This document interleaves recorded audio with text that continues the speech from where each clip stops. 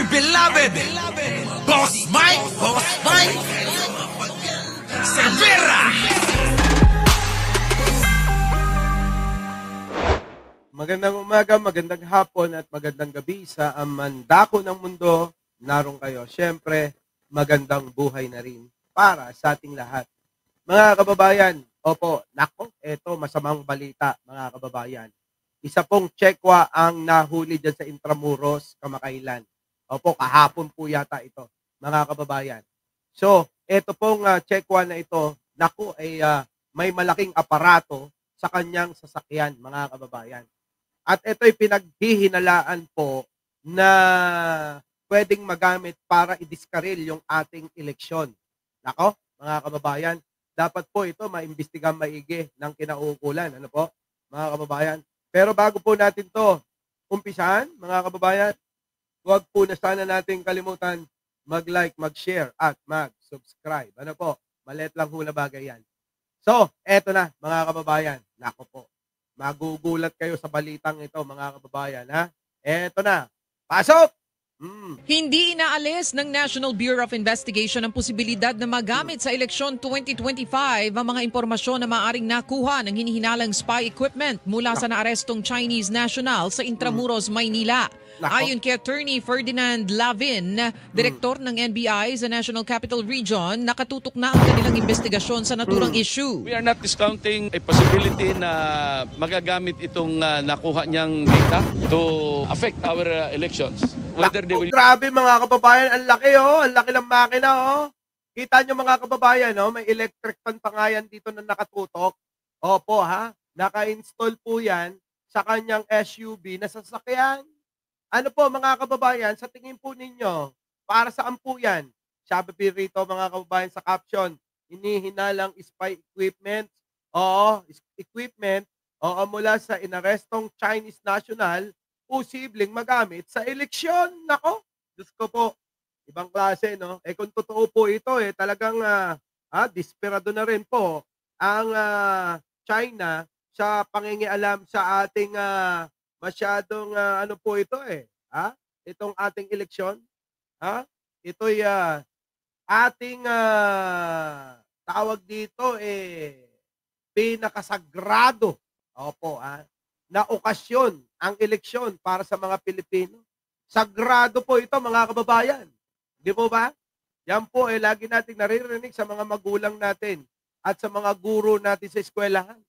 Ang eleksyon sa Pilipinas sagrado na dapat walang mangingialam at dapat maging malinis ito. Pero kita nyo naman, isa hong Chekwa ang nahuli sa Intramuros na dala-dala, naka-install sa kanyang sasakyan, etong aparato na ito na posible, na po pwede, na i-discarril, maapektuhan yung ating eleksyon na gagawin sa Mayo 11 a 12. Ano po, mga kababayan? So, paano yan? Ito po ba, alam naman natin ang mga Duterte ay malapit sa mga Chekwa, hindi kaya mga kababayan, ito, may kinalaman din ang kampo ni Duterte. Nagtatanong lang po, Kasi po mga kababayan, talagang pambababoy na po ito. Wala na po silang pakundangan sa ginagawa nila na pagsira at pagwarak ng tulad netong napakasagradong pagkakataon sa Mayo. Di po ba? Kita nyo mga kababayan. Sige, tuloy. Pakinggan na lang natin. Use the data to influence the outcome of our election. We can... Kita nyo to influence the outcome of our election. Eka, patay. Yari, mga kababayan, buti na lang, mga kababayan, magagaling yung ating kinaukulan at talaga naman, kanilang nadidiskubre agad itong gawain na ito. Ano po, mga kababayan? Malupit. Oo, malupit. Grabe. Not say for sure, but we are going into that direction. Ang tinig ni Attorney Ferdinand Lavin, direktor ng NBI sa National Capital Region. Ayan, yan po ang direktor ng National Capital Region, NCR po mga kababayan, ang nanguna dito nga po, ayan sa pagkakahuli dito sa Chekwa po na may dala pong mga kagamitan para spy equipment daw para po ay maaaring gamitin nga daw po sa nalalapit po na eleksyon. Nako, grabe, no? Matindi. Tuloy. Ngayon ay ayaw pa itong kumpirmahin ng mga otoridad dahil kinakailangan pang isailalim sa forensic cyber examination ang na-recover na international mobile subscriber identity. Grabe, mga kababayan, no? Ang makakapag-explain nito, alam nyo, yung mga magagaling sa computer, sa technology, dapat siguro mag-imbita tayo ng taga-DICT. Kasi may explain nila ito mga kababayan na maigi. Kita nyo mga kababayan, walang iya, mga desperado na sila. Hindi naman kaila sa atin, na talaga namang ang mga kampo ng mga Duterte, abay hikaho sila sa survey. Meron man hong mga nakakapasok na ilan, minsan pinagdududahan. Pinagdududahan pa nga yung mga yan Di po ba? Yung mga pumapasok sa survey tulad ni Bongo, naniniwala po ba kayo na number 1, numero 1, si Bongo sa pagkasenado? Ako mga kababayan sa totoo lang, hindi ako naniniwala dyan. Personal kong opinion yan. Ewan ko na lang sa inyo. Pero mga kababayan, duda talaga ako na number 1 si Bongo. Opo, tuloy. IMSI catcher. IMSI capture. Ano kaya ibig sabihin nun? Alamin natin. Sige, baka sabihin pa rito. Tuloy. Pakilabin, ilang araw nang na-monitor ng naturang Chinese national at siya ay kapalitan ng isa pang Chinese. Alam mga kababayan, nagpapalitan. Talagang may operation sila. Ano po? May operation sila. Hindi po basta-basta. Organisado, mga kababayan. Oo. Alam nyo, mga kababayan, hindi ho maglalakas ang loob ng dalawa na yan kung walang misyon. Misyon niyang mga yan. Di po ba?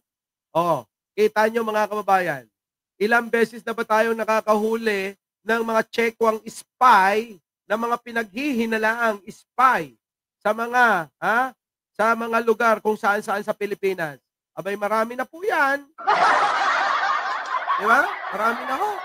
Tuloy. Nagsagawa rin ng pag-iikot sa mga matataong lugar, kabilang na sa lungsod ng Taguig, Makati at Maynila. Naku, Hindi inaalis na grabe mga kababayan Taguig, Makati at Maynila, iniikutan ho nila.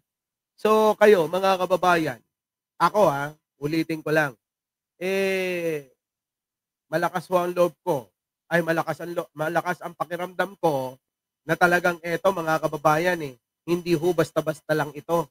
Ito ho ay meron pong meron po silang misyon. Kung ano man yung mission na yan, hayaan na ho natin ang mga kinauukulan para imbestigahan. At lalabas din naman ang katotohanan. Kaso, mga kababayan, ito masaklap dyan. Chekwa yan. Chekwa equals Duterte yan.